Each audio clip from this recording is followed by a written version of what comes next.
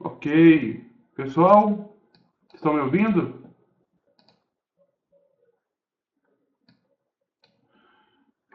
E aí, tudo bem? Atualiza agora, acho que vai começar.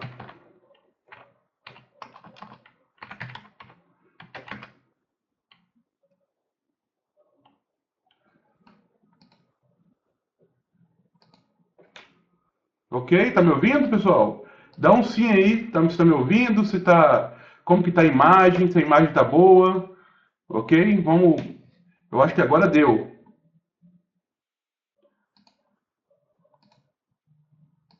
Ok? E a imagem, como que tá o som aí para vocês?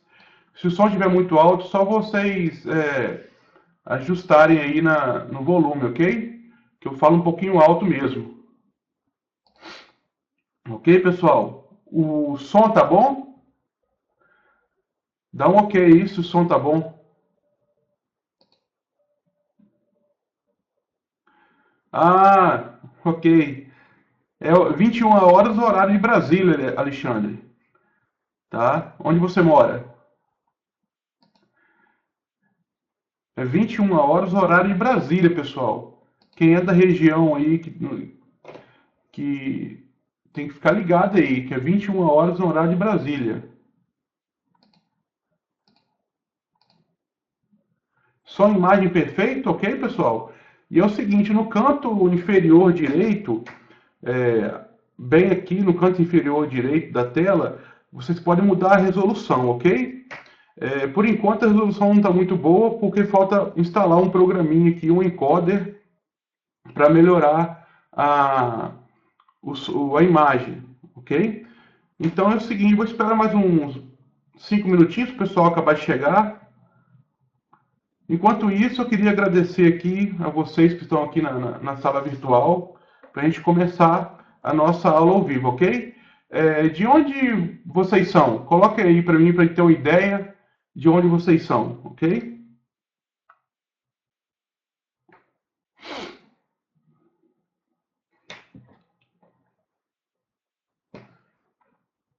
Ah, que bom que o som tá legal, gente. Coloque aí de onde vocês são, para eu ter uma ideia de onde a Universidade Orgânica está pegando. Oh, nossa audiência está bombando, hein? Somos 57 pessoas agora na sala. Eu acho que essa é a maior audiência que eu estou tendo aqui, né? A maior audiência da Universidade Orgânica numa aula ao vivo. Eu já fiz algumas aulas ao vivo. Essa é a maior audiência, ok? E só crescendo. Agora 58 pessoas.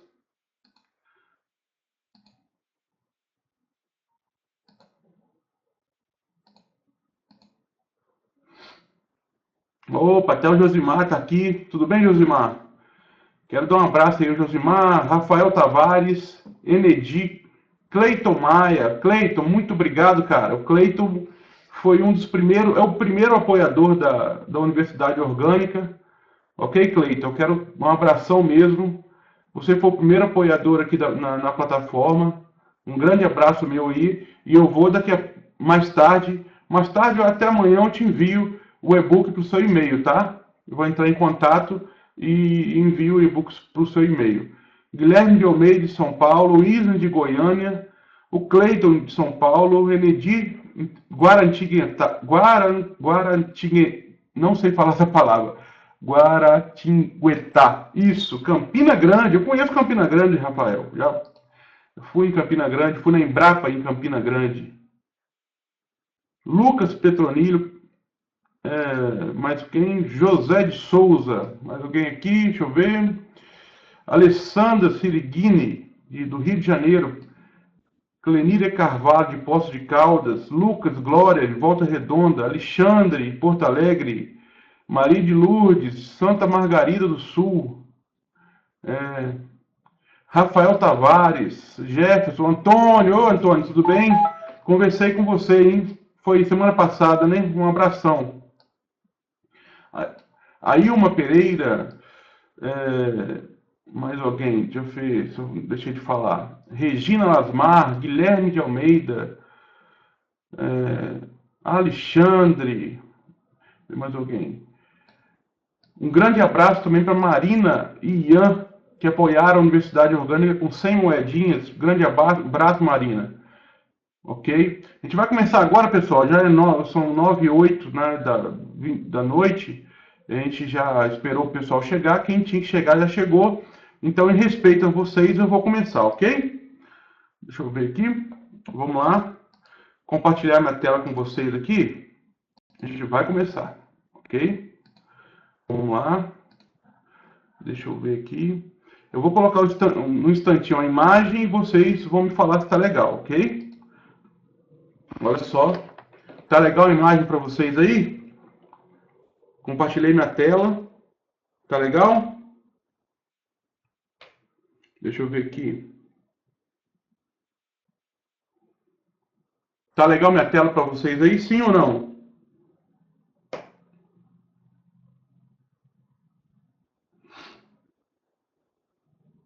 Tá legal a tela aí? Tô vendo as mensagens aqui. Em algumas regiões vai travar mesmo. O Augusto aqui está falando que está travando. Augusto, isso depende muito da velocidade de conexão. Assim, eu recomendo, no mínimo, 2 megabytes de conexão, ok? Para ficar legal. Deixa eu ver aqui, ok. Ok. Eu vou deixar espaço para perguntas, pessoal. Eu vou começar, ok? Bem, essa é a primeira aula ao vivo nessa plataforma. Meu nome é Fábio Moraes, eu sou engenheiro agrônomo. Eu tenho esse projeto chamado Universidade Orgânica. Essa é a minha primeira aula ao vivo na plataforma chamada NetShow. É uma plataforma super legal que permite que vários projetos sejam viabilizados através de apoiadores, né? Como eu falei, o Cleiton Maia apoiou, a Marina e o Ian apoiaram também, né? E esses apoiadores têm várias recompensas, que, como vocês podem ver na descrição abaixo do vídeo, ok? Então, essa aula ao vivo é uma aula mais densa, ela vai ser sobre horta orgânica, fundamentos e práticas, né? Qual é a base para se fazer uma horta orgânica, para se praticar agricultura orgânica e algumas práticas associadas a esse fundamento, ok? Então, vamos lá. Alguma dúvida de vocês? Como eu falei, meu nome é Fábio Moraes, eu sou engenheiro agrônomo da Universidade Orgânica. Eu também trabalho, sou funcionário público no INCAPER, Instituto Capixaba de Pesquisa, Assistência Técnica e Extensão Rural, e paralelamente eu tenho esse projeto chamado Universidade Orgânica. Mas o que é a Universidade Orgânica? A Universidade Orgânica é um projeto voltado à educação online à distância na área de agricultura orgânica e agroecologia. Ok? Então, por que plantar orgânicos? Essa é a pergunta que eu me faço. Por que uma pessoa ela começa a plantar orgânicos, se interessa a plantar alimentos orgânicos, fazer uma horta, nem que seja na sua casa, ou numa chácara, ou num sítio? Então, com a minha experiência, eu selecionei 5 níveis, né, de interesse daquelas pessoas que querem plantar orgânicos ou já estão plantando, né? O primeiro nível é o nível de despertar. A pessoa começa a despertar para plantar alimentos orgânicos, fazer uma horta orgânica através de informações via mídias tradicionais, como revistas, internet, TV, né? Hoje a agricultura orgânica está muito em moda na TV. Eu acho que praticamente todo mês tem uma reportagem sobre agricultura orgânica, tem reportagem sobre os efeitos nutricionais dos alimentos orgânicos, né? Não só nutricionais, como também ambientais. Então, o primeiro nível é aquela pessoa que se desperta pela questão da tanto alimentação, né, orgânica, né, quanto o plantio de alimentos orgânicos, praticar agricultura orgânica. Ela vê alguns vizinhos também com horta, não é? Ela preocupada com a saúde de sua família, sua saúde, no que tange a questão da contaminações com agrotóxicos, ok? E um apelo pela saudabilidade.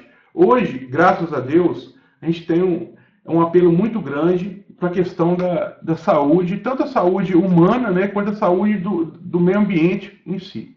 Então, Esse é o primeiro nível, quando a pessoa desperta para a agricultura orgânica. Isso não está em nenhum livro, tá, gente? Isso é uma observação minha, que ao longo dos anos eu venho aí observando as pessoas que começam uma horta, seja na cidade ou no campo, ela começa a despertar. E tem um despertar econômico também, né? A pessoa quer aumentar a sua renda, quer melhorar a saúde da sua família, ela começa a despertar para essas questões aí, via informações via mídias, vizinhos com a horta, contaminações com agrotóxicos e a questão da saudabilidade, ok? No segundo nível, ele já começa a buscar informações. Começa a pesquisar na internet, não sei se vocês são assim também, começa a pesquisar na internet, pesquisar em livros, em revistas, visita, aí já começa a visitar, né, em loco algumas experiências, né, começa a assistir vídeos na internet, ler reportagens, né, mais próximas, visitar os locais de produção, é a busca de informações para se basear para fazer aquela hortinha, ok?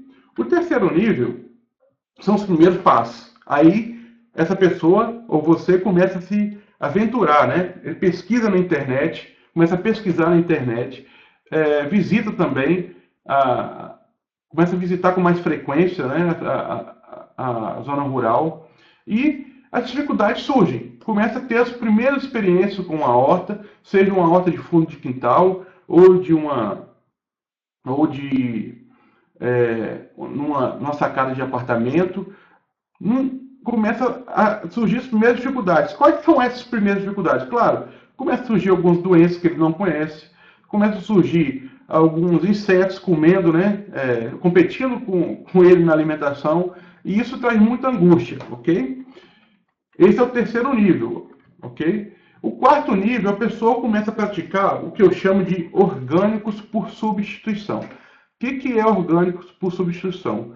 A pessoa começa a substituir os insumos químicos por insumos orgânicos. Isso falando mais especificamente da questão na zona rural.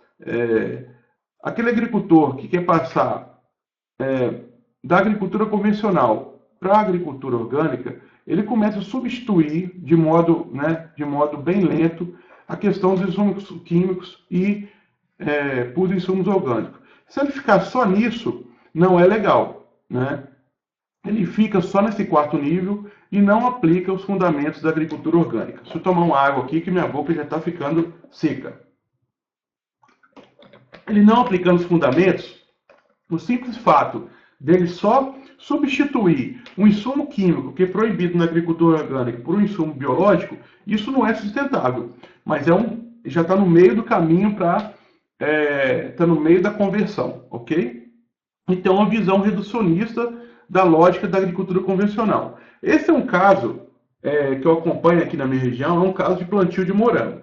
Esse produtor, ok, ele não é certificado ainda, não tem um selo orgânico, mas ele produz um sistema orgânico. Ele não aplica os fundamentos, né? Não aplica parte dos fundamentos da agricultura orgânica, ele apenas substituiu o insumo químico pelo insumo orgânico, ok? O que acontece? Isso que vocês estão vendo aqui é um ataque de ácaro no morangueiro, uma lavoura de morango, ok? Então, esse agricultor está gastando um dinheiro bom em ácaros predadores, ok? Em pulverizações de insumos biológicos, né, permitidos, mas não está adiantando. Ele não está, o seu plantio não tá sustentável. Só que ele tá nesse quarto nível, que ele só substituiu aquele insumo químico pelo insumo orgânico. Vocês estão me entendendo? Deixa eu ver aqui. Alguma pergunta, pessoal?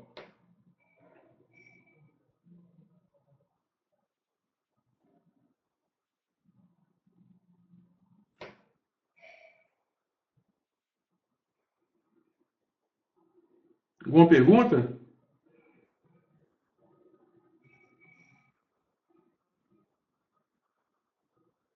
Deixa eu ver aqui.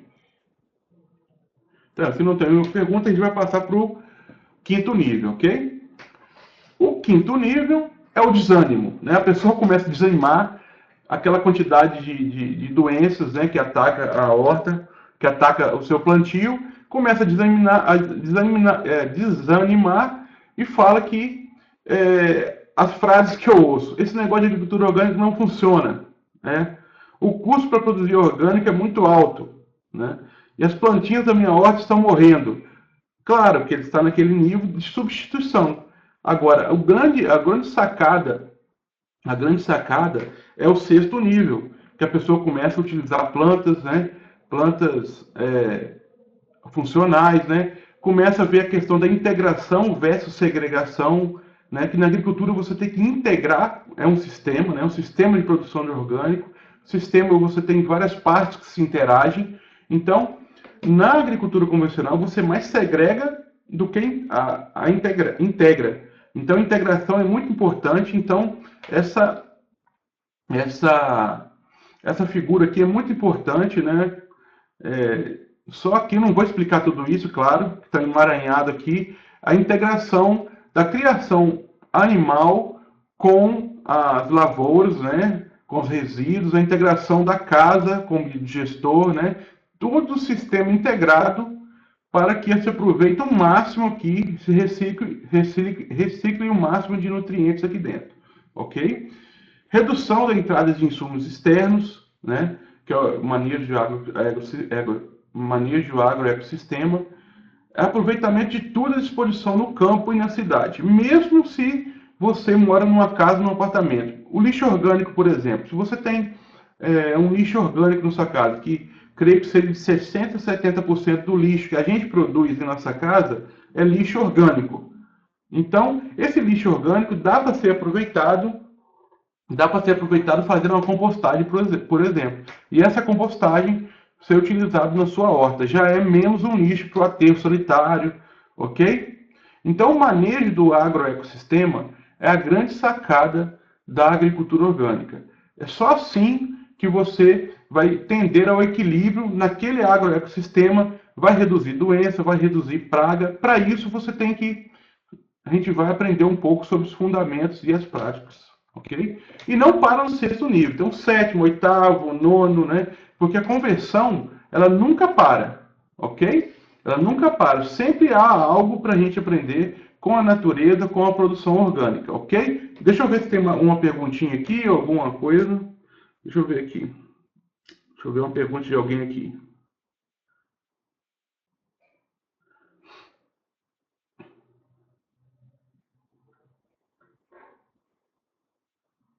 Deixa eu ver. Ah, tá. O Jefferson. Deixa eu ver a pergunta. Ele só comentou aqui. Eu tentei fazer a horta e deu errado, pois acabei pulando a etapa da compostagem. A compostagem é uma etapa de você aproveitar o que você tem aí à disposição. Ok?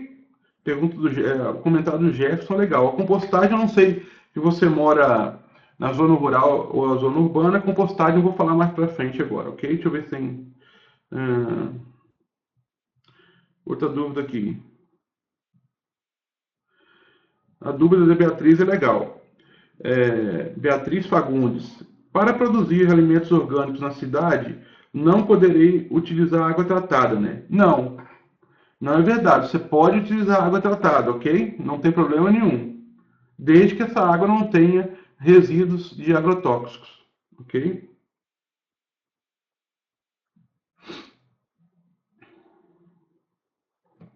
Deixa eu ver se tem mais alguma pergunta aqui para a gente passar. Pessoal, tá tranquila a apresentação? Deixa eu ver aqui.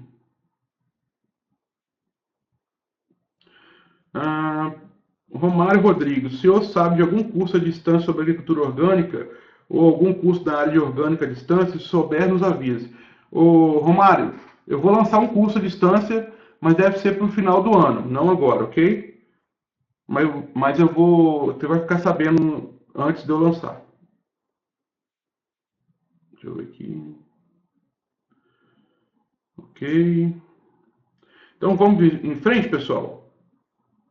Ah, tá. Posso usar a água da chuva? O Augusto Moraes pergunta. Pode? Ok? Então vamos lá.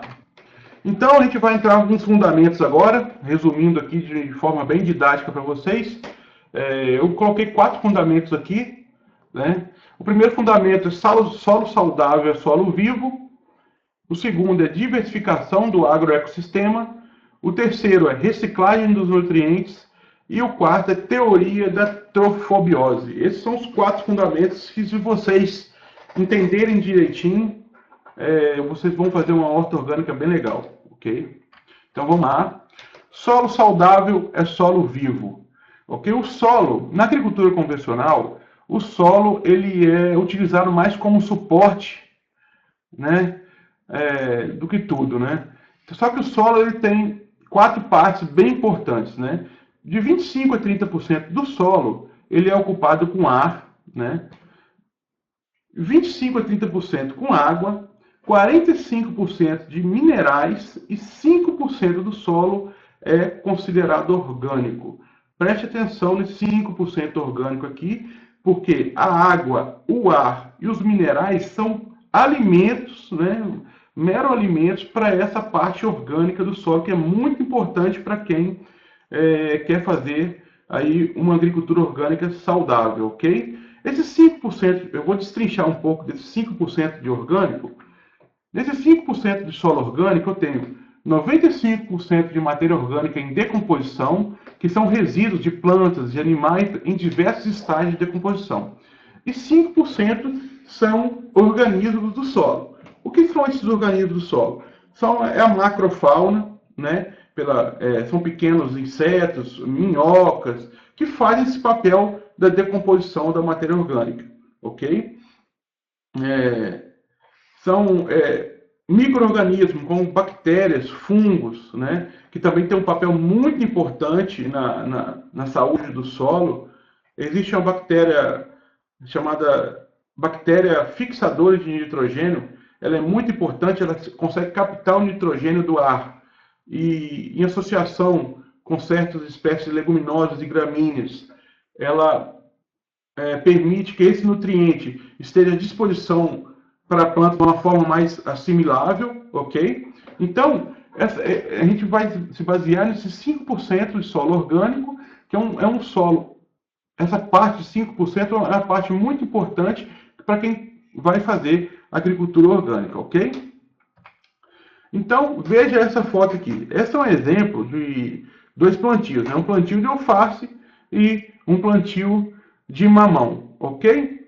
Vocês acham que esses plantios estão usando algum tipo de manejo orgânico aqui, utilizando algum fundamento da questão do solo, né? A gente percebe nessa imagem e eu conheço alguns plantios de mamão. Observem que na imagem o solo está nu, né? Sem nenhuma cobertura, sem nenhuma proteção. Na verdade, os 2 solos sem nenhuma cobertura, sem nenhuma proteção, né? Isso é para a agricultura orgânica, isso é inadmissível, ok?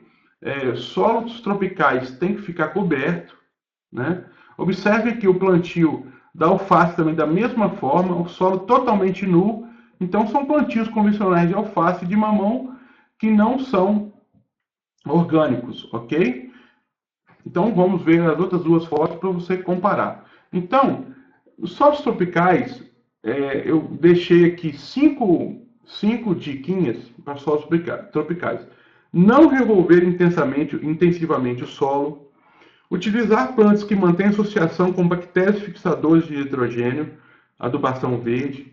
Sempre manter o solo coberto. Solos tropicais não foram feitos para ficar nu, né? Por quê? Os raios solares incidem diretamente no solo, você acaba matando aqueles organismos benéficos, ok? Acaba aumentando a temperatura do solo, né? O solo seca mais rápido, a evaporação da água é mais rápido. Então não se admite, num solo tropical, você fazer agricultura orgânica com o solo totalmente nu, descoberto, ok?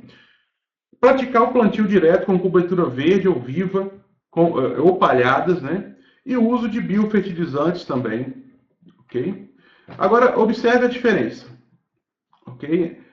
Aqui, um plantio de alface, ok? E, se eu não me engano, isso aqui é couve, ok? Plantio de alface e couve. Olha só, esse plantio de alface, essa foto aqui é de um experimento da Embrapa. Esse plantio de alface é um plantio direto no amendoim forrageiro, O amendoim forrageiro é uma leguminosa super legal para fazer plantio de alface, tomate, né? Observe só que plantio legal. Você consegue ver algum solo exposto aí nesse plantio, não? O amendoim é ótimo para isso. O que a pessoa faz o canteiro, planta o amendoim, né? Aduba o canteiro com adubos orgânicos, planta o amendoim, espera o amendoim crescer, depois dá um corte, né? Um corte com a roçadeira ou com a enxada mesmo, um corte bem rente no solo, e depois planta diretamente nesse solo a alface. O amendoim não compete com a alface, de jeito nenhum, ok? Foi feito teste com amendoim forrageiro e é, com grama. A grama teve alguma alteração da alface, mas o amendoim não. Aqui na minha região, eu utilizo o amendoim forrageiro junto com o café arábica. Estou com experiência aqui com o agricultor, consociando amendoim forrageiro com café arábica, ok? E aqui, na foto da couve aqui, é com a palhada. Eu não sei exatamente qual é esse tipo de palhada. Eu não sei qual é esse tipo de palhada aqui que ele utilizou. Geralmente utiliza uma palhada de leguminosa. Você planta, tem leguminosas de inverno e leguminosas de verão. Você utiliza aquela leguminosa, corta ela, quando estiver na fase de floração, joga ela no chão, ela vai secar, ok? E você entra plantando o cultivo que você quer, ok? Eu vou dar mais detalhes, né? A gente não vai ter só essa aula. Então eu vou destrinchar nas aulas. Estou pretendendo fazer 2 aulas por mês, 2 aulas ao vivo por mês. Então, ao longo dessas aulas, eu vou, cada metodologia dessa, cada prática dessa associada a um fundamento, eu vou entrar mais em detalhes, ok, gente? Então, agora eu estou apresentando mais uma aula mais densa para vocês entenderem como funciona a questão do sistema orgânico de produção. Vamos em frente? Ok. Essa aqui também é um plantio da Embrapa, consociando as hortaliças com a Glyricidea. Glyricidea é uma leguminosa também famosa, cresce muito, ela não precisa de semente, né? Você com um pedaço de ramo de Glyricidea, ela já pega. O que acontece? A Glyricidea, no período de inverno, você pode podar a Glyricidea e jogar a Glyricidea no chão, aumentando a incidência solar na horta. No período de verão, você vai deixar ela crescer e vai deixar fazer sombra na horta. Ela é uma importante planta que aduba, ela consegue consegue fixar uma boa parte de nitrogênio, né? Não tem aqui os valores agora, mas é mais de 100 quilos aí, de nitrogênio fixado por hectare. É uma leguminosa bastante importante, ok? Vamos lá. Aqui é só um exemplo de como você pode aí organizar a sua área de produção. Aqui eu estou falando uma área maior, é uma área hipotética de 1.000 metros quadrados para planejar uma horta orgânica, ok? Primeiro tem essa área, uma área de 1.000 metros quadrados. O que a gente recomenda para fazer esse manejo? Dividir ela em partes, ok? Dividir. Uma área de 1.000 metros quadrados, você pode dividir em 4 partes, né, em 4 quadrantes. No primeiro período aqui, ou um bimestre ou um semestre, você vai entrar com adubação verde. No primeiro quadrante, aqui, ó, uma adubação verde, né? Vai ficar em pousio essa área. No mesmo primeiro período aqui, você vai entrar na segunda área com hortaliças folhosas. Na terceira área, você vai entrar com hortaliças fruto. Aqui, hortaliças folhosas, alface, couve, cebolinha, ok? Aqui, no terceiro quadrante, no primeiro período, você vai entrar com hortaliças, frutos, pimenta, pimentão, tomate, ok? E no quarto quadrante, você vai entrar com hortaliças, raízes e rizomas, ok? Cenoura, beterraba, rabanete, ok, gente? Isso no primeiro período. Esse período você pode ser 2 meses, pode ser um bimestre, pode ser um trimestre, um quadrimestre, vai variar com o seu planejamento e com sua região. E as divisões aqui, você pode fazer a divisão com algum tipo de gramínea ou leguminosa, ok? Vamos em frente. No segundo período, eu já mudo. Aquela área aqui, essa área aqui, esse quadrante que era adubação verde, eu vou cortar, né? Essa adubação verde vai surtir um efeito na adubação aqui, e você vai entrar com hortaliças, raízes e rizomas. Você vai rodar. E o que era adubação verde aqui no primeiro vai passar a ser adubação verde no segundo. O segundo quadrante vai ficar em pousio, vai ficar descansando aqui com a adubação verde, ok? O que era hortaliça folha vai passar no segundo, o que era hortaliça folha vai passar no terceiro quadrante para hortaliça folha, ok? No terceiro quadrante era hortaliça fruto, vai passar hortaliça fruto para o quarto quadrante, e assim sucessivamente, ok? Vai variar com os períodos de plantio. Se você quiser, e esse arranjo aqui eu dividi em 4 partes, mas você pode dividir em 6, em 2, em 8 partes. Isso varia muito com a sua área que você vai ter aí, ok, gente? Deixa eu ver aqui. Essa é uma rotação interessante, a rotação de culturas, que permite você produzir o ano todo em pelo menos 3 áreas dessas. Então, cada área tem, hipoteticamente, vai ter 250 metros quadrados, então você vai ter 750 metros quadrados de produção de 3 tipos de hortaliças, né, em uma área sempre em descanso, ok? Se você tiver uma área muito grande, você pode colocar as 2 áreas em descanso, ok, gente? Depois eu respondo, estou vendo que tem um monte de perguntas aqui. Depois eu respondo, tá? Vamos lá. E assim por diante, vai passando de quadrante a quadrante até chegar no quarto período. Sempre o quadrante vai ficar em pousio, ok? O pousio vai rodar no primeiro quadrante, vai começar no primeiro quadrante e vai terminar no quarto quadrante, até voltar para o primeiro de novo. Esse primeiro período pode ser 2 meses, 3 meses, de acordo com o que você está cultivando aí. Existem também experiências que a pessoa consorcia as hortaliças na mesma área e tem uma área grande para pousio. Ok, gente? Deixa eu ver aqui as perguntas de vocês aqui. Um momentinho só. Deixa eu ver aqui. Tá legal, tem muita gente. Deixa eu ver aqui.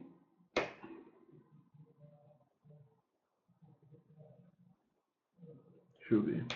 Ok, vamos lá. Segundo fundamento. Eu acho legal a gente responder algumas perguntas, né? Do primeiro fundamento. O que vocês acham? Deixa eu ver aqui o primeiro.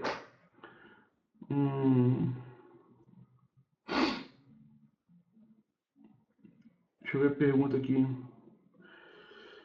Maria de Socorro Monteiro Freire. Ela pergunta: posso utilizar a água diretamente da torneira com cloro? Ô Maria, pode utilizar sim. Não tem problema nenhum não, ok? Deixa eu ver aqui. Mais alguma pergunta? Deixa eu ver.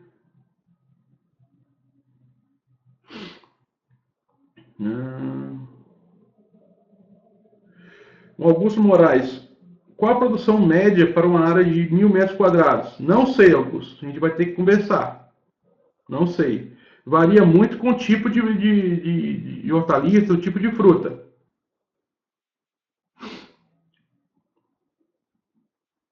Deixa eu ver aqui. Qual o custo por quadrante? Não sei também. Vai variar. Deixa eu ver mais perguntas aqui.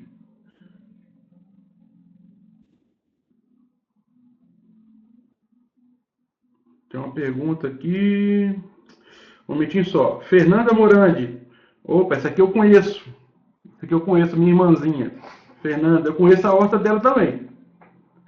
Temos uma horta atrás de casa, está bem saudável e produzindo muito bem.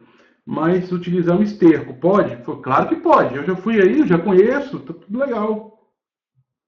Mas aí tá faltando a cobertura, Fernanda. Cobertura com palhada aí, ok? Cobertura com resto de capim. Eu visitei a horta da Fernanda lá, que é minha irmã, né? E tem muito terreno lá que tem capim que pode ser cortado e pode ser colocado sobre a terra, para evitar que a terra fique exposta ao sol, ok?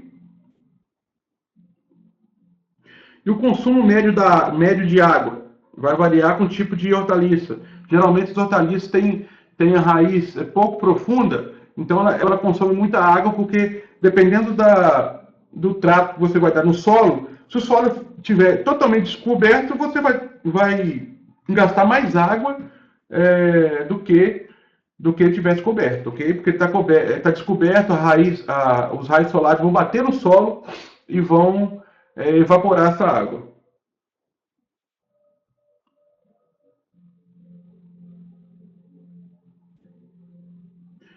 Lucas Glória, posso utilizar qualquer matéria para cobrir minha horta? Exemplos, pinhas, folhas secas. Pode sim, Lucas, não tem problema nenhum. Deixa eu ver aqui. Então depois eu respondo mais perguntas, pessoal, ok? Vamos lá. O segundo fundamento, diversificar o agroecossistema, ok? O que é diversificar? O próprio nome diz, colocar mais espécies diversas, espécies que cumprem algumas funções, ok? É utilizar plantas funcionais, conhecer, identificar aquelas plantas que atraem os amigos naturais e os insetos que se alimentam da horta também, né? Estimular a biodiversidade. Então, essa foto aqui é de um sistema agroflorestal que no sul da Bahia, que eu visitei, se eu não me engano, em 2010, por aí. Eu visitei no sul da Bahia, é um sistema bastante interessante que aparentemente vocês podem ver, essa área aqui já saiu de tudo nessa área. Ele já colheu alface, já colheu tomate, já colheu couve, já colheu rabanete. Agora, esse sistema agroflorestal está numa fase mais adulta, né, de transição. Tem aí as bananas, tem as árvores mais adultas. Então, tem uma diversidade imensa de plantas aí que aparentemente pode parecer que estão aí deliberadamente, mas não, isso foi tudo planejado, ok? Então, você diversificar a horta é a melhor maneira para ter um ambiente equilibrado, procurando imitar a natureza de uma certa forma, ok? Aí, ao contrário, que eu falei para vocês, né? Isso é um plantio de soja, aparentemente, quer dizer, é uma área bonita, né? Mas não tem nenhum tipo de diversidade a não ser a soja, né? Vocês podem reparar aí o solo todo rachado, né? Solo rachado é sintoma que o solo não está retendo água, né? Está evaporando muito rápido, o solo está ficando seco muito rápido. E apesar de ser uma imagem bonita, isso é o que a gente chama de deserto verde. Quando você tem um monocultivo, seja de soja, seja de alface, como o exemplo aqui, você seleciona organismos mais aptos a esse ambiente. Você seleciona tanto micro-organismos quanto macro-organismos, né, aptos a esse ambiente e exclui outros através da pressão de seleção, ok? Então, esses organismos, devido a uma oferta muito grande de alimento nessas áreas, eles se especializam e dominam. Por isso que tem tanto aparecimento de pragas e doenças nessas áreas de monocultivo, porque o ambiente não é diverso, não é resiliente, ele não aguenta transformações bruscas. Por isso que nessas áreas de monocultivo é aplicado tantos agrotóxicos, né? É aplicado tantos adubos químicos que você começa a artificializar o ambiente, ok, gente? Então, essa imagem aqui é uma imagem contrastante com essa, ok? Para quem faz uma horta orgânica, trabalhar com monocultivo não é uma boa ideia, porque vai gastar mais dinheiro do que trabalhando com produtos convencionais. Só substituindo, como eu falei lá na questão do orgânico por substituição. Quem fica só substituindo insumo químico pelo insumo biológico, ele vai ter um custo muito alto para produzir um alimento orgânico. A grande sacada é você trabalhar a biodiversidade, trabalhar a diversificação do agroecossistema, ok? Essa aí é uma pessoa, né, uma horta de uma grande amiga que eu conheci há pouco tempo. Ela era de Ceci Bonito, né? É uma horta lá de Ipiguá, de São Paulo, que ela faz um manejo excepcional na horta dela. Preste atenção se vocês conseguem observar alguma imagem de um solo exposto. Olha só. Aqui ela aplica, nessas duas imagens, ela aplica alguns conceitos fundamentais na agricultura orgânica. Primeiro, é você utilizar plantas funcionais, flores, né? Aqui eu vejo a mamona. Primeira prática que ela utiliza aqui que eu estou é a cerca viva, né? Dividindo essa cerca viva aqui, ó. Dividindo, utilização de mamona, utilização de cobertura do solo, né? Consorciar as hortaliças, ok? Aparentemente quem vê essa horta acha que está muito suja, né? Não está nada, está realmente muito planejada, ok? Árvores, né? Cerca viva, como eu falei aqui, ó. Ó. A Ceci Bonito está na transmissão? Deixa eu ver se ela está aqui.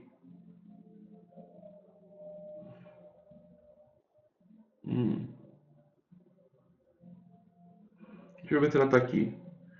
É uma horta lá em Ipiguá. Deixa eu ver aqui. Uma pergunta aqui do Antônio. Se pode acrescentar serragem? Antônio, pode acrescentar serragem sim em cima do canteiro. Só que a serragem, ela tem uma relação que a gente chama relação carbono-nitrogênio muito alta. O que significa isso? Quando você tem uma relação carbono-nitrogênio alta, os micro-organismos vão ter dificuldade de decompor essa matéria orgânica, essa serragem. O ideal é utilizar, mas com alguma parcimônia. Não utilizar muito, porque vai ficar uma camada muito, muito grande de serragem e a serragem vai demorar muito para se decompor e vai acabar utilizando, os organismos utilizando aquele nutriente do solo como energia também para decompor aquela matéria orgânica, aquela serragem. O ideal é você utilizar uma serragem com uma palhada mais verde, com a relação de carbono e nitrogênio menor, ok? Como capim-napier. Aqui tem nessa foto que é um capim-napier. Não sei se isso aqui é capim-napier ou cana, mas tudo bem. Está parecendo um capim-napier, tá vendo? Aqui provavelmente ela corta esse capim-napier e coloca em cima dos canteiros, ok? Depois que faz o canteiro, coloca em cima do canteiro. Esse é um exemplo muito legal da Ceci Bonito lá da Horta Mandala em Ipiguá, ok, gente? Aqui também ela mantém que a gente chama de corredor da biodiversidade, né? São corredores com plantas espontâneas, que eu vou falar mais para frente.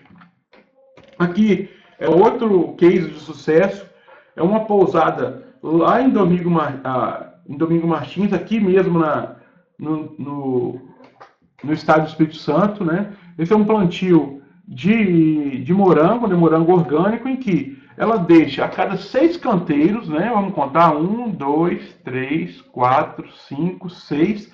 A cada 6 canteiros, ela deixa um corredor que chama corredor da biodiversidade. Esse corredor aqui tem plantas espontâneas, tem leguminosas, né? Quais são os benefícios desse corredor? Esse corredor serve de abrigo para inimigos naturais, né? Que são insetos e organismos que se alimentam de insetos pragas, servem de complemento alimentar para os amigos naturais, serve como um local de refúgio, né, para outros insetos. Tem insetos pragas que preferem se alimentar de plantas que estão aqui, né, a se alimentar do morango, né, e também serve é uma área que se mantém a umidade muito alta aqui devido a essas plantas.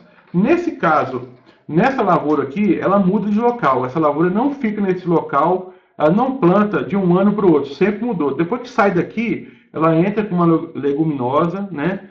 Qualquer tipo, no caso aqui, ela entra com tremoço branco, como leguminosa, ok? Quando o tremoço entra na floração, ela vai roça e planta novamente, ok? Quando ela vai plantar novamente essa área aqui, ela já rodou as outras áreas para até voltar nessa, naquele esquema que eu expliquei de rodízio. No caso aqui, é um monocultivo de morango que ela está aplicando alguns fundamentos, não está tá mais avançada do que aquela lavoura que eu mostrei para vocês anteriormente. Ok, gente? Vamos para frente? Deixa eu ver algumas perguntas aqui. Nossa, 9h48 já. Deixa eu ver.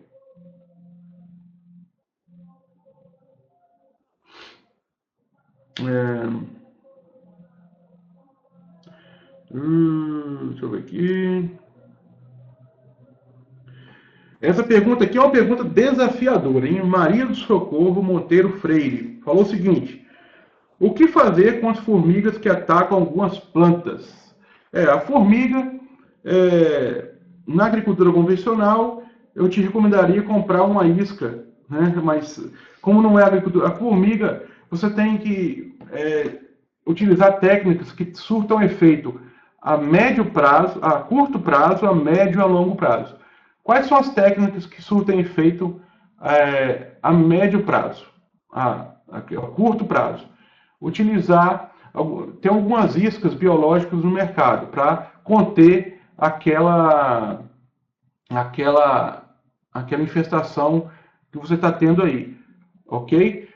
A curto prazo é você utilizar espécies como gergelim, né, plantar em volta da sua horta aí, o gergelim vai crescer, a formiga vai pegar o gergelim e vai levar para o ninho dela. O gergelim tem uma substância que não deixa o fungo que a formiga se alimenta desenvolver. Então, por isso, aquele ninho de formiga, aquela colônia de formiga começa a definhar, começa a morrer, ok? Então, você plantar também, sempre plantar espécies companheiras perto da horta, ok? Nunca plantar só alface, por exemplo, junto, um monocultivo, plantar alface, plantar coentro, plantar cebolinha. Você pode plantar no mesmo canteiro, né? A longo prazo, você tem que ir colocando plantas funcionais no ecossistema, igual eu te falei, o gergelim, o feijão de porco, né, também que é bom para formiga. Se você está numa região aí que produz mandioca, você pode utilizar a manipoeira, que é aquele líquido extraído da massa da mandioca também, que é um bom inseticida para formiga, ok? Aquele líquido, ou você pode comprar mandioca e ralar a mandioca e espremer, vai sair um líquido, né? Um líquido mais escurinho. Esse líquido você pode despejar todo no formigueiro, que vai acabar aí com o seu formigueiro e vai ter algum resultado, sim. Só que formigas você não acaba de uma hora para outra. São ações que você faz que vão surtindo efeito a curto e a longo prazo. Formiga é complicadinho para quem está começando. Acho que eu vou fazer uma aula só falando sobre formigas, ok? Pessoal, vocês estão entendendo? Tá legal a transmissão? Deixa eu ver aqui.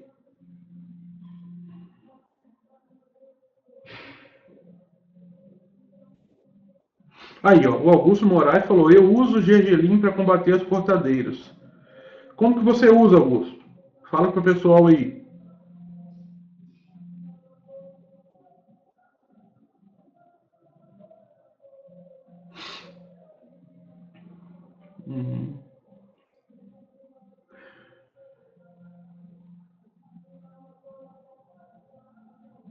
O Erni Paulo falou o seguinte: essa cobertura de palhagem, ela é fertilizante para o solo ou só ajuda na proteção? As duas coisas, Erni. As duas coisas. Ela protege e ajuda na adubação do solo. Ok? Vamos lá. Aí, as plantas funcionais que eu falei com vocês lá em cima, né? Aí, essas plantas são as plantas que eu conheço, não sei a região de vocês aí. Vai muito da observação, ok? A agricultura orgânica, a agroecologia é muito da observação. Eu conheço essas plantas, né? Mentrasto, caruru, cariru, o cravo também, eu acho que vocês conhecem também, o coentro, né? O girassol, a mostarda, o macaé, a serralha, são todas plantas consideradas plantas espontâneas, né? Ou plantas daninhas, que o pessoal fala, mas que tem que ser deixado na horta, nem que seja num cantinho ou entre os canteiros, né? Como eu falei lá, como uma barreira de proteção. Essas plantas têm uma função muito importante na horta. Elas atraem os inimigos naturais. O cravo, por exemplo, ele repele algumas pragas. Ele tem que ser deixado na área, tem que ser plantado, né? Onde não tem, tem que ser plantado, ok? O girassol, por exemplo, atrai inúmeros inimigos naturais. A mostarda, o coentro atrai a joaninha, né? E outros seres também. A serralha é uma planta que atrai pulgão, né? O pulgão prefere a serralha ao seu cultivo aí, ok? O macaé também. Vocês conhecem outra planta aí na região? Isso varia muito de região para região. Eu conheço essas plantas da minha região, ok? Mas vocês têm que observar os organismos que interagem nas plantas nessa região de vocês aí. Vocês conhecem alguma planta que tem plantas funcionais?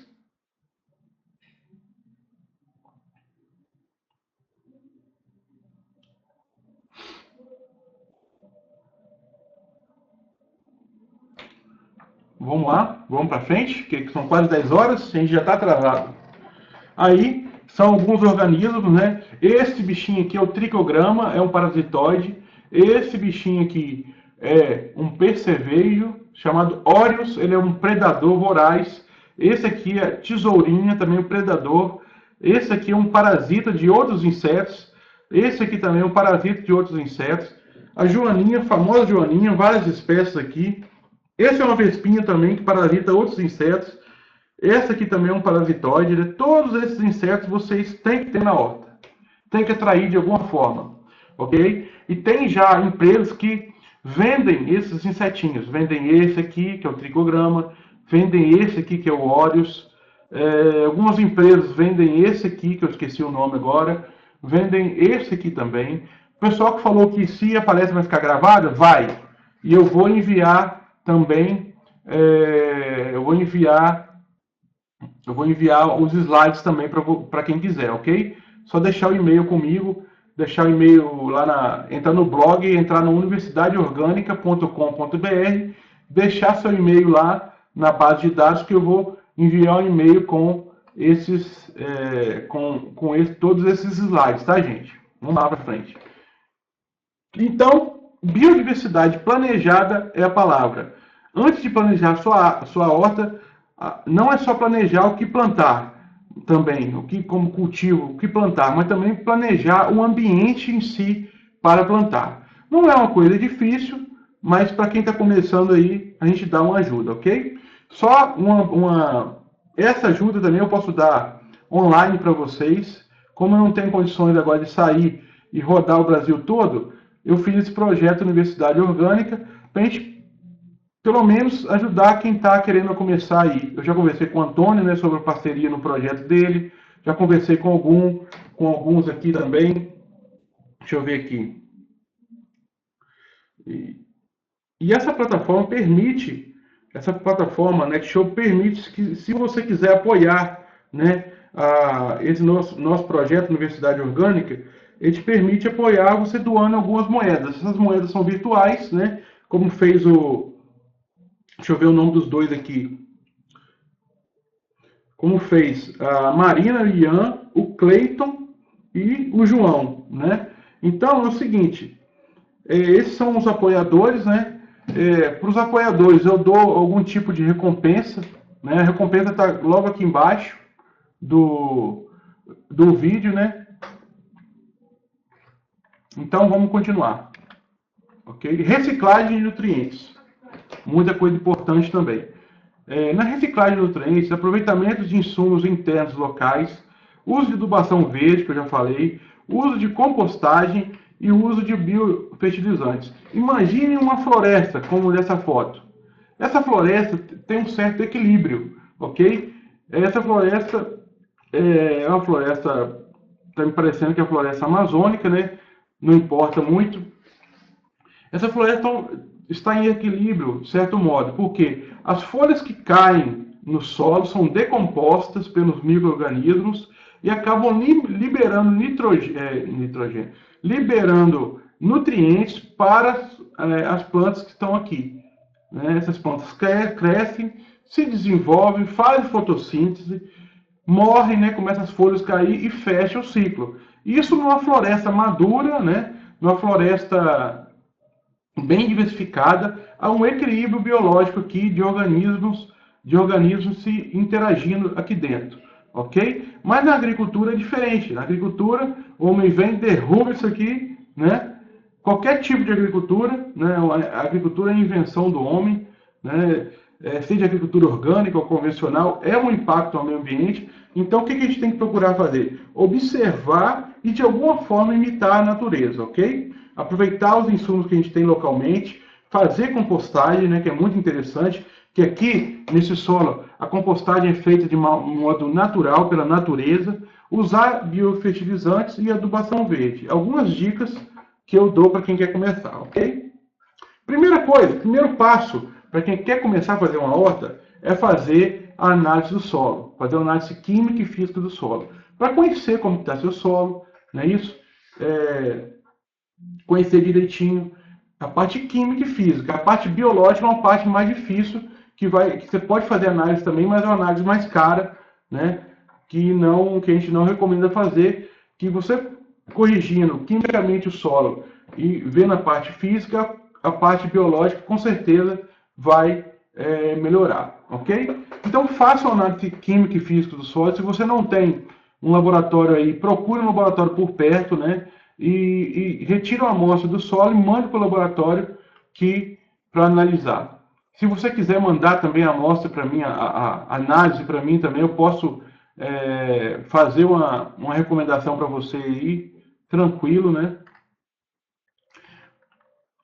Para fazer uma amostragem correta do solo, né, você tem que dividir a área em setores, né? Você está vendo aqui vários setores aqui. Tem uma área mais de baixada, aqui tem um córrego passando, né?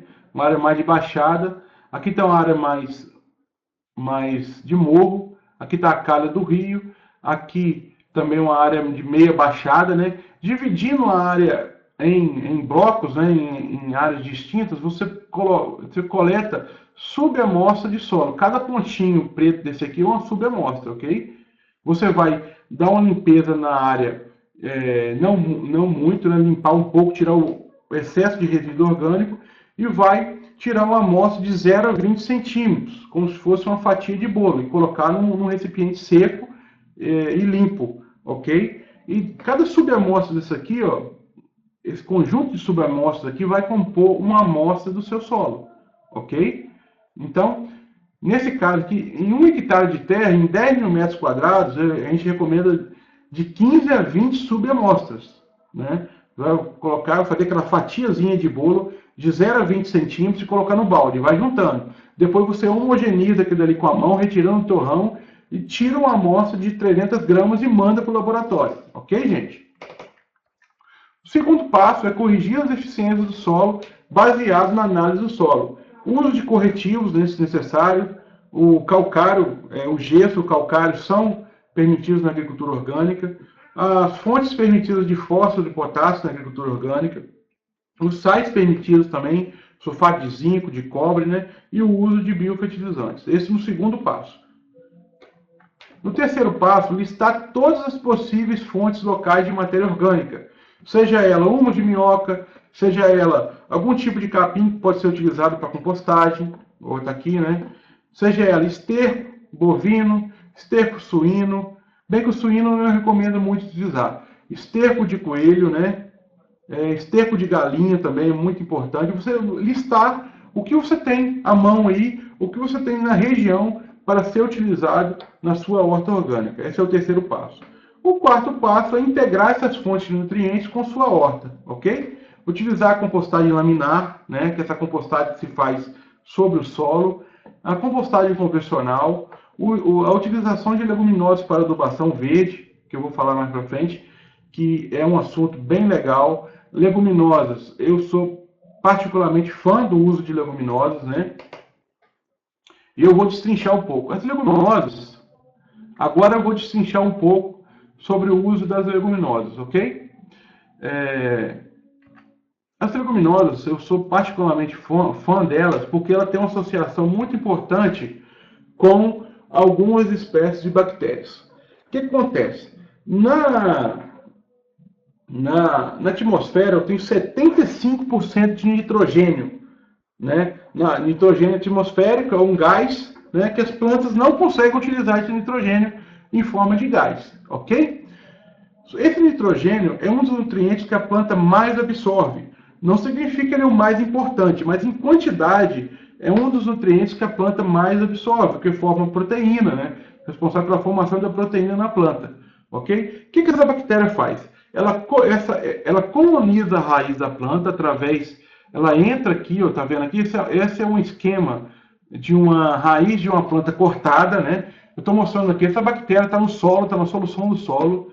Ela consegue penetrar nos pelos radiculares, né, nos pelos radiculares aqui, e colonizar essa raiz, ok? Ela começa a colonizar essa raiz não de forma maléfica, mas sim de forma benéfica, ok? Colonizou, ela começa a formar aqui, colonizou várias células, né? Células da planta. Ela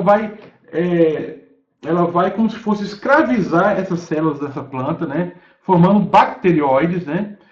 Essas bacterióides começam a se dividir, né? Divisão celular no periciclo aqui da raiz, né? Começa a se desenvolver e formar tipo não é um tumor, a gente chama de nódulo, né? Cada nódulo desse tem milhares de bactérias, são colônias de bactérias, né?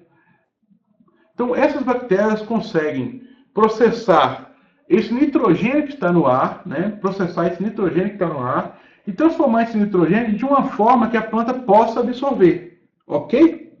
Entenderam ou não? Deixa eu ver aqui.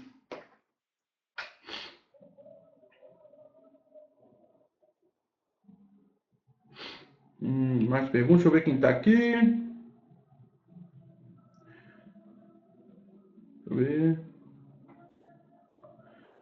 Se tem mais perguntas aqui. Ok.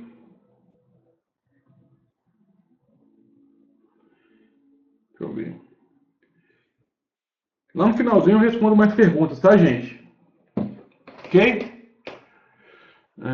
Como eu estava falando, essa bactéria coloniza, né, a raiz da planta de forma que uma ajuda a outra. A planta fornece nutrientes para a bactéria e a bactéria fornece esse nitrogênio de uma forma mais assimilável. Aqui eu tenho alguns exemplos, né? Esse aqui é um feijão de porco, é uma leguminosa bastante conhecida aí. Ela é agora desse período, ela é propícia a uma leguminosa de verão, né? Ela consegue fixar, junto com as bactérias, de 80 a 160 quilos de nitrogênio por hectare. Essa aqui, a crotalária, também é uma leguminosa de verão, ok? Ela tem um ciclo anual e consegue processar de 300 a 400 quilos de nitrogênio por hectare. Sempre que plantar uma leguminosa, o período certo de cortar e jogar no solo, né, jogar na cobertura do solo, era um período de florescimento. Não pode deixar dar os legumes, dar os frutos para jogar. O período certo é quando ela está no máximo desenvolvimento aqui, esse período que tem que cortar e jogar no solo para adubar, ok? O guandu anão também é uma leguminosa, é um tipo de feijão bastante conhecido. Ele fixa de 100 a 180 quilos por hectare. O milheto já é uma gramínea, né? A gramínea também ela tem associação com bactérias, né? O calopogônio é uma leguminosa de inverno, é uma trepadora. A aveia preta também bastante interessante, pode ser utilizado. Aqui só um exemplo, gente. O nabo forrageiro é parente da couve, não é nem uma gramínea, nem uma leguminosa, é parente da couve também. A ervilhaca também é uma espécie de inverno, outono e inverno. A ervilha forrageira também é uma espécie de outono e inverno também, né? Ela é uma espécie anual. Aqui tem só uma tabelinha com todas essas... É uma tabela de uma empresa aqui chamada Piraí Sementes que eu tirei, com todas essas recomendações aqui para vocês, ok, gente? O quinto passo, né, é monitorar os indicadores de qualidade do solo. os indicadores químicos, mas todo ano fazer uma análise de solo, matéria orgânica, o pH, para ver se o seu solo está ácido ou tá alcalino, os teores de nutrientes, a questão, capacidade de troca de cátions, né, que chamam de CTC, saturação de bases. Isso aí, se vocês quiserem que eu dê um auxílio, vocês podem mandar a análise de solo para mim, que eu faço aqui a recomendação para vocês sobre adubação orgânica, ok? E também monitorar os indicadores de qualidade do solo biológico.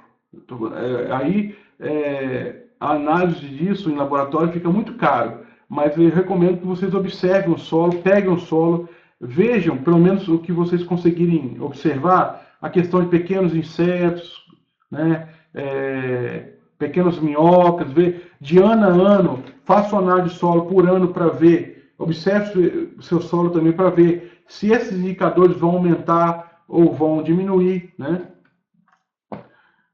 Agora, o último fundamento para a gente acabar, porque já são 10h09 já, ok? Já temos ainda 72 pessoas, eu quero agradecer essas 72 pessoas aí por estarem até agora numa terça-feira, né, dessa até 10 horas da noite, né? A teoria da trofobiose, ela foi proposta por um francês, né, Francis Chaboissou, que diz o seguinte: trofo significa alimento e biose significa vida, que está errado. Biose significa vida. Ele fala o seguinte: a planta ou animal só será atacado por algum organismo à medida em que seu estado bioquímico, determinado pela natureza e pelo teor de substâncias solúveis nutricionais, corresponda às necessidades alimentares do organismo parasita em questão. O que isso quer dizer? Quer dizer o seguinte: se um organismo, por exemplo, se você que está me ouvindo aí, tiver desequilibrado nutricionalmente, né, você está seriamente propenso a ter uma doença.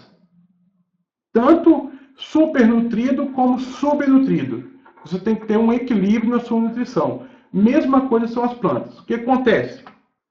As plantas, algumas espécies de organismos, insetos, doenças, esses organismos não conseguem digerir proteínas complexas, ok?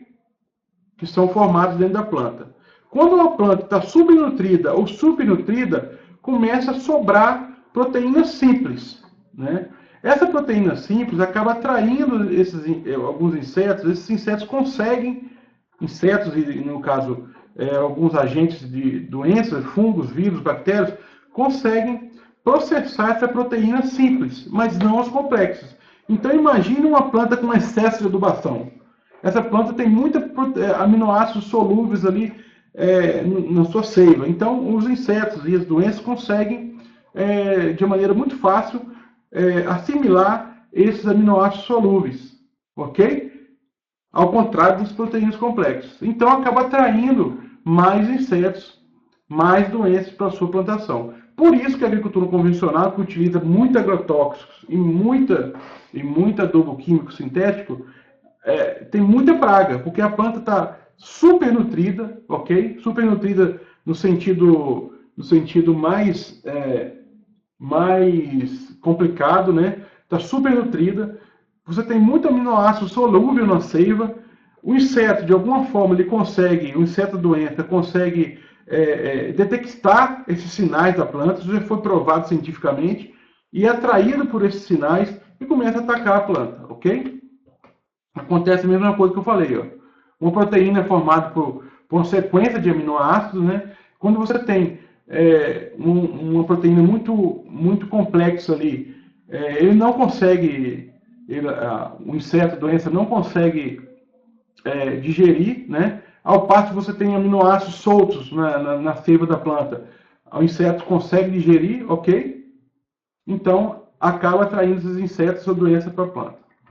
Deixa eu ver. Então, resumindo, um ambiente totalmente desequilibrado é igual ataque de organismo, não tem outra coisa, ok, pessoal? Só lembrando, eu vou agradecer, antes de terminar, eu quero agradecer aqui a Marina e o Ian, né, que são um dos primeiros apoiadores, ok? Mais alguém aqui, Tavares Renata, é isso? É isso, Tavares? Tavares Renata. O Phil B. Ferreira, também, que é um novo apoiador aí da plataforma Universidade Orgânica. O Cleiton Maia, também, que é o primeiro apoiador. Muito obrigado, Cleiton. E o João, ok? São os 4 apoiadores aí que... deixa eu ver mais gente aqui. Só lembrando, gente, que essa plataforma permite que você faça um apoio financeiro, né, para que esse projeto não pare, ok? Deixa eu só ler para vocês aqui, que eu não tenho de cabeça. Eu coloquei aqui, para as primeiras pessoas, 10 primeiras pessoas que apoiarem com 80 moedas, eu vou dar uma consultoria coletiva, né, de 1 hora ao vivo sobre agricultura orgânica, sobre horta. A gente vai conversar bastante, ok? 5 moedas, eu vou mencionar o nome, como eu fiz aqui. 20 moedas, vou enviar o e-book 4 passos para fazer uma horta orgânica. Tem um livro digital, né? São 200 páginas, indicando 4 passos para fazer uma horta orgânica, né? O Cleiton, qual é o nome dele? Deixa eu ver aqui. Cleiton Maia, eu vou enviar o livro para ele amanhã, né? E acima de 90 moedas, eu vou dar uma consultoria individual online com o apoiador, ok? No caso aqui, quem vai ganhar a consultoria online vai ser a... Deixa eu ver. Um momentinho só que eu estou acabando, pessoal. Vai ser a Marina Ian. Marina e Ian, não sei o nome dela. A gente vai... Marina, se você estiver aí, eu vou pegar seu e-mail. Na verdade, já tem o e-mail. A gente vai combinar o dia da semana aí pra gente fazer essa consultoria ao vivo, ok? Individual. Então, só finalizando, para relembrar, solo saudável é solo vivo, reciclagem de nutrientes, aproveitamento de todos os resíduos que você tem na propriedade aí na sua casa, diversificar o ambiente o máximo possível, né, com plantas funcionais. Não importa se você cultiva em vasos, na sacada de apartamento, plante o máximo de plantas que você puder aí, plante flores, né, diversificando bastante. Respeitar a teoria da trofobiose, né, que diz que uma planta supernutrida é atacada por organismos maléficos aí. E o quarto que eu não falei é resgate dos conhecimentos tradicionais, utilizar sementes crioulas, né, respeitar o conhecimento dos agricultores tradicionais, né, que a gente foi se perdendo ao longo do tempo. Ok, pessoal? Vamos ver se tem rapidinho, são 10h15 já, a gente está passando do tempo, vou responder algumas perguntas aqui. Deixa eu ver se tem mais algumas perguntas aqui.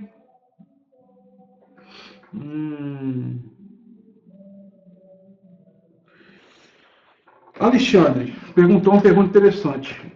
Um amigo técnico agrícola me disse que o milho, quando solda os cabelos, os pozinhos que ele solda caem na horta e prejudica. Não prejudica, não. Esse pozinho é o pólen do milho. Não prejudica em nada a horta. Pode ficar tranquilo.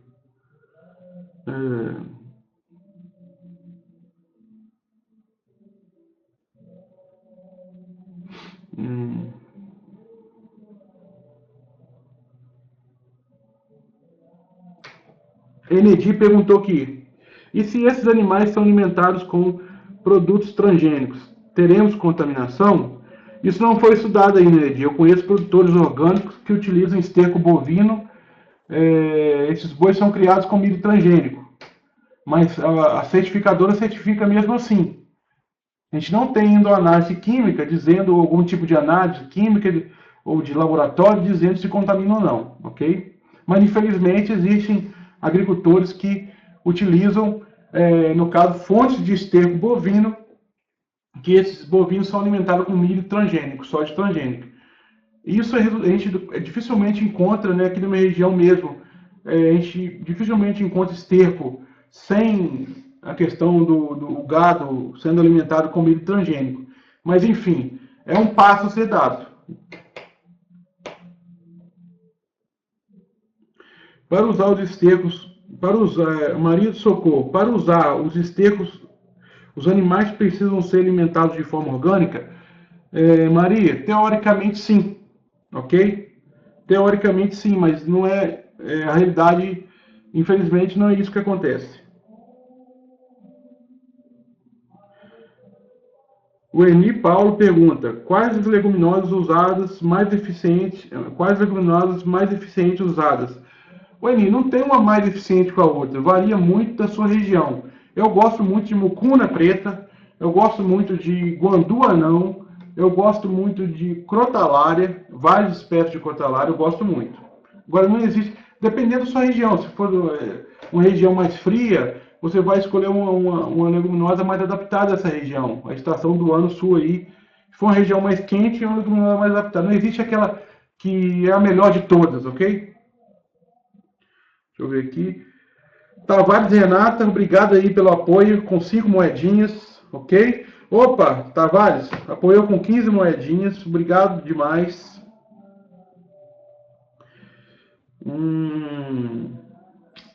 Deixa eu ver aqui. José Pablo, pode cobrir com papelão ou plástico preto?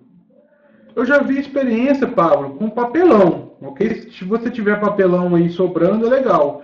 O plástico preto também é legal. O plástico é reciclável, né? Plástico preto é reciclável. Tanto que no morango eles utilizam o plástico preto para tampar os canteiros, ok? Qual o endereço do blog? Universidade Orgânica, tudo junto, .com.br. Universidadeorgânica.com.br. www.universidadeorgânica.com.br. O André, comentário bem legal aqui.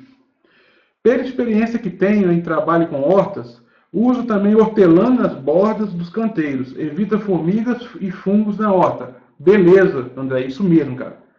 A May colocou o endereço aí. Obrigado, May. Deixa eu ver aqui. Pessoal, vou mandar os slides, tá? Vou colocar os slides à disposição lá. Pode ser no grupo Universidade Orgânica, eu vou botar os slides à disposição. Ok, deixa eu ver aqui mais perguntas.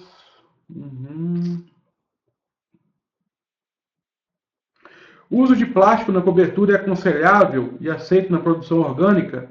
Aconselhável não é não, mas é aceito. Deixa eu ver aqui. Obrigada. Deixa eu ver aqui. Deixa eu ver aqui. Mais alguém?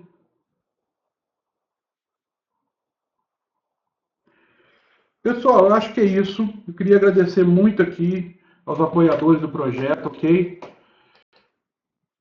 Deixa eu só botar minha carinha aqui para vocês me verem. Deixa eu ver. Estão me vendo aí? Estão me vendo agora? Ok, pessoal, eu queria agradecer de coração a vocês, ok?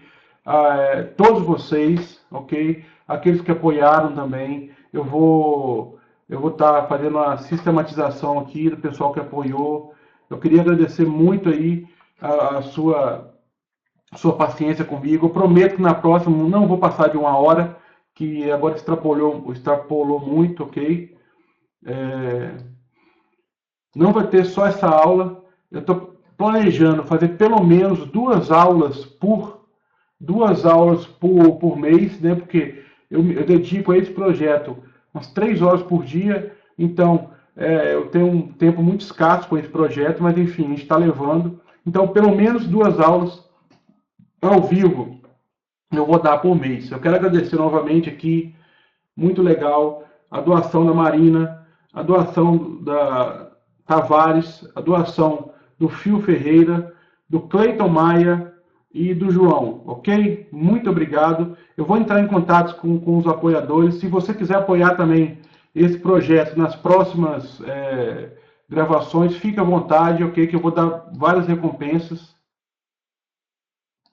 para você, ok? Mais alguma pergunta? Para a gente terminar? Só uma pergunta, agora eu que vou fazer a pergunta aqui. Qual o tema que vocês gostariam que tivesse na próxima aula? Fala aí para mim. Qual o tema que vocês gostariam?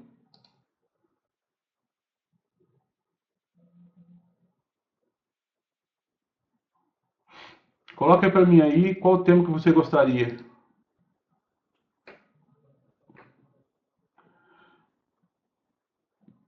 Para a gente encerrar logo, a gente já passou do tempo.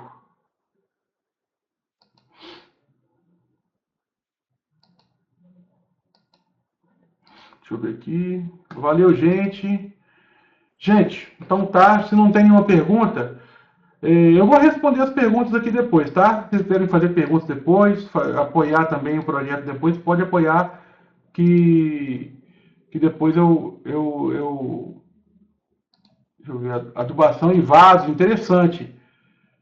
Adubação em vasos. Deixa eu ver aqui. Plantio de pepinos e minhocário. Opa, minhocário, legal. Minhocário eu gosto. Minhocário, custo de implantação de uma horta orgânica, interessante também. Vou anotar tudo. Horta em espaços pequenos, beleza.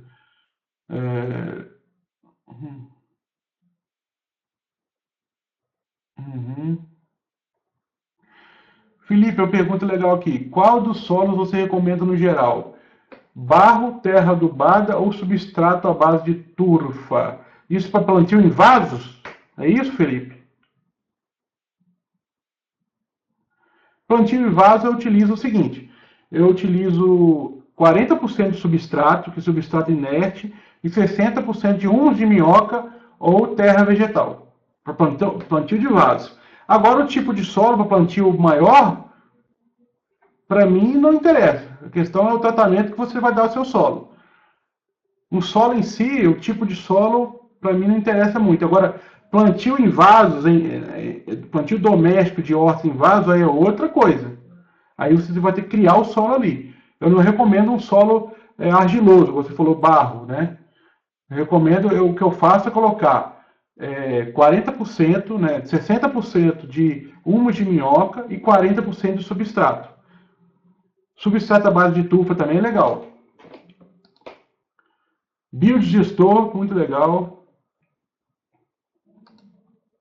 A diferença, por exemplo, se tiver um solo argilo-arenoso, que é argila com um pouco solo mais arenoso, o que vai acontecer é que você vai reter mais água nesse solo. Você vai ter que ter um pouco de cuidado com a questão da água, ok? Gente, é isso aí. Já são 10h25. Eu quero agradecer muito a sua audiência. Tivemos pico aí de 80 pessoas na audiência, ok? Até a próxima aula ao vivo. Pode continuar mandando os comentários aí que eu vou anotar tudo, ok? Um grande abraço para vocês. Até a próxima aula, ok, pessoal? Tchau!